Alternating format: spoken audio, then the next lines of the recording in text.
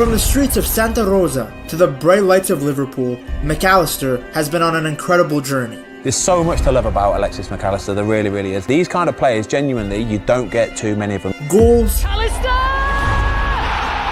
assists, That's Mac Allister, that's Nunez! crunching tackles, he is the complete package as a midfielder, a similar profile to Steven Gerrard. Lovely cushioned header, but Gerrard! Oh, you beauty! Deflected away, oh my word! My oh my, Alexis Mac Allister! I knew this guy was the real deal when I kept mistaking him for Messi when I was watching Argentina. From his World Cup winning campaign to becoming the Maestro of Anfield, this is the story of Alexis Mac Allister.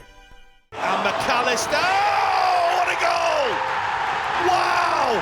And hit by Mac Allister!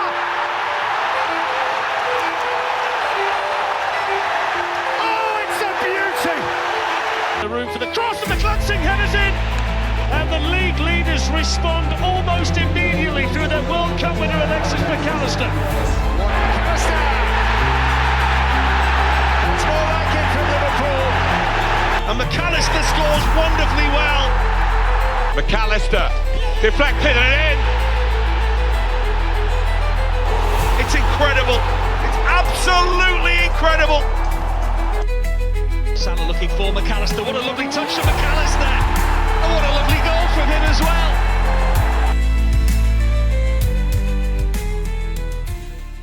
Born on December 24th, 1998 in Santa Rosa, Argentina, Mac Allister grew up in a family surrounded in football tradition. You have a remarkable football family, don't you? I mean, so many members that have gone on to have careers in football. His father, Carlos Mac Allister, was a left back who played alongside Diego Maradona, represented Boca Juniors, and the Argentina national team. My dad played football.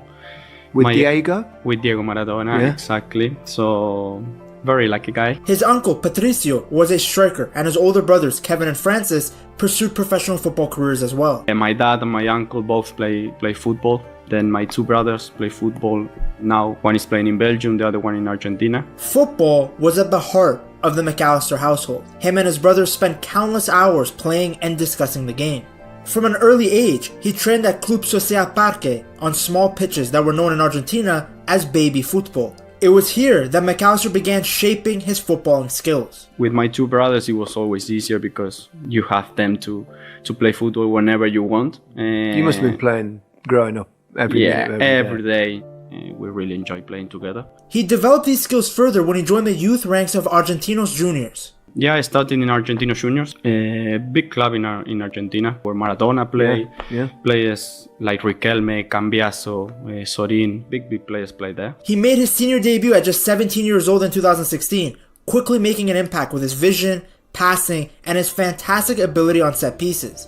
Mac Allister's first senior goal came against Boca Juniors in a 2-0 home win in March of 2018. To this day, Argentinos fans still adore him. Over 3 seasons, he scored 12 goals and contributed 9 assists in 83 senior appearances, helping Argentinos win promotion back to Argentina's top flight.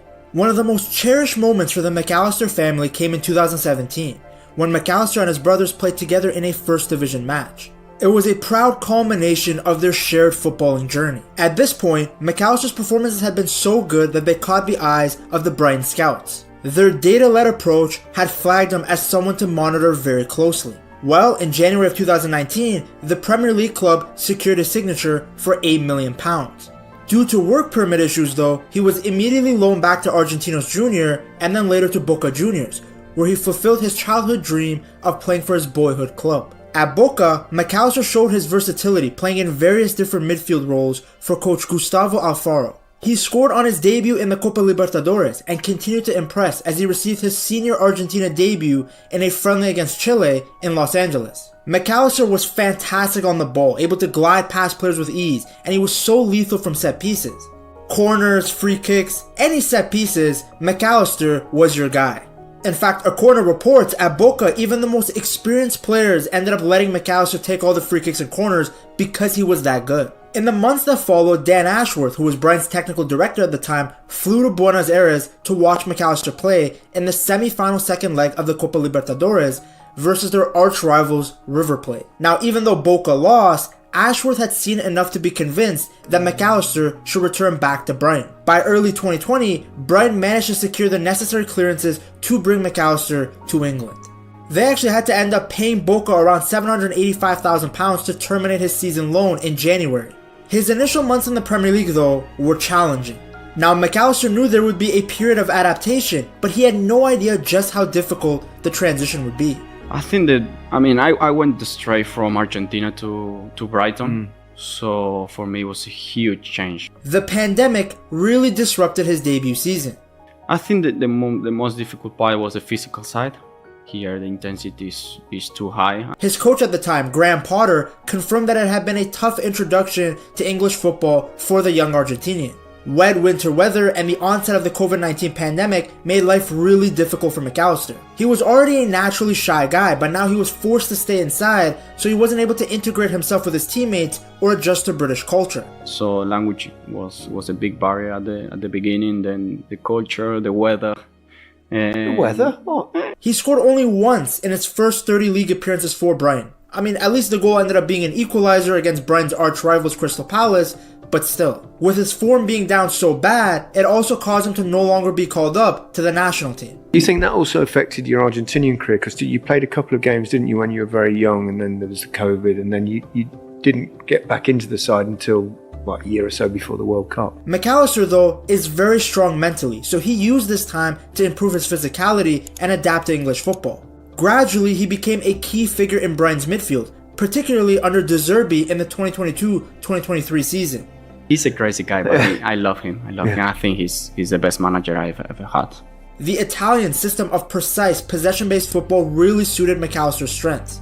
Probably also helped that he came back halfway through the year as a world champion. Winning the World Cup, let's just say it's not for everyone. The Argentinian was at the heart of it all for Brighton as they qualified for the Europa League. He was the club's top goal scorer with 10 goals and was voted as Brighton's Player of the Season by BBC Sport. He was even shortlisted in the UEFA Men's Player of the Year awards, coming in 10th. Now, a big part of that was because of the World Cup. Mac Allister's international career, and honestly maybe his whole career, reached its pinnacle during the 2022 FIFA World Cup in Qatar. Now, initially he was overlooked for Argentina's opening match, but after that loss to Saudi Arabia, he was placed in the starting lineup against Mexico, and well, the Argentina national team never looked back. But you kind of got to see a different personality of Mac Allister in this World Cup, right? You kind of got to see a guy who actually has got a drive about him. His goal against Poland secured Argentina's spot in the knockout stages, and his partnership with Messi became such an important feature of their campaign. In the final against France, it was Mac Allister who delivered a sublime assist for Angel Di Maria's goal, which helped Argentina secure a dramatic win. I think it was the best goal of the World Cup. Because of the way I think everyone played one touch, amazing counter-attack. His intelligence, composure, and tireless work ethic were so key in the tournament. How calm he was, the way he shifted his body with his low center of gravity. I'm not joking when I legit thought that it was Messi dribbling at times when I was watching on my TV. The World Cup win really cemented Mac Allister's place as one of Argentina's brightest talents. It is what I dreamed since I was a kid. I won a World Cup. We won a World Cup. And it felt amazing. The world had taken notice, and as a result, in June of 2023, seeing an opportunity to improve their team, Liverpool made Mac Allister their first signing of the summer transfer window, securing him for an initial fee of £35 million. I need to go there because, I was in a moment where I won the World Cup just 6 months ago, and I wanted to go to a club that I had the opportunity to win trophies. A bargain, by the way. That fee for a player of his talent, coming off the back of a fantastic season with Brighton and playing a massive role in his country becoming world champions, that's a fantastic price. Klopp had prioritized Mac Allister as part of a midfield rebuild, recognizing his creativity and his tactical versatility. Have you always had that ability to be versatile within that midfield role? Or have you learned it? No, I learned. The fact that the Argentinian could play as a number 6, number 8, or number 10 really added a lot of depth to Klopp's tactical options. The highlight of his debut season was definitely his stunning long-range goal against Fulham, which won Premier League Goal of the Month and Liverpool's Goal of the Season. He even ended up being Player of the Month for March. Now, while Mac Allister can play as a sole holding midfielder, he really is at his best when he's given the freedom to go forward.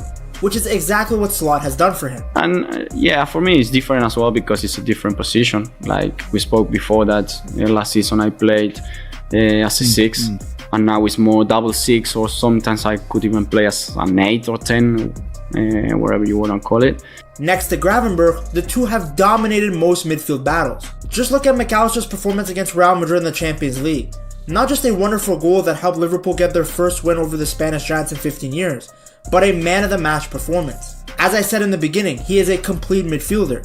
Despite being someone who's technically gifted, he isn't afraid of doing the dirty work. He is great at winning the ball back and disrupting passages of play. Mac Allister is key to the way that Liverpool build up, and he's won possession in the final third more times than any of Liverpool's other players, and is 5th across all midfielders. In the 2024 season, only João Paulinho, a traditional holding midfielder, had attempted to win the ball back more often than Mac Allister.